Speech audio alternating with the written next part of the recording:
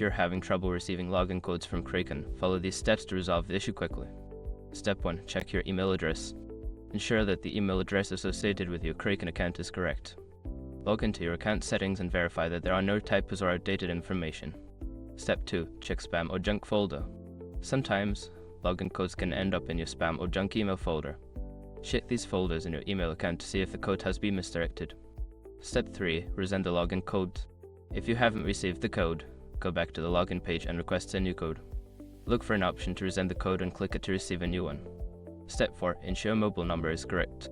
If you are using two-factor authentication via SMS, make sure your mobile number is correctly entered in your account settings. Update it if necessary. Step 5. Contact support. If you still do not receive the login codes after following the previous steps, reach out to Kraken's customer support for assistance. Provide them with your account details and explain the issue. By following these steps, you should be able to resolve the issue and receive your login codes successfully. If problems persist, don't hesitate to seek further help from customer support.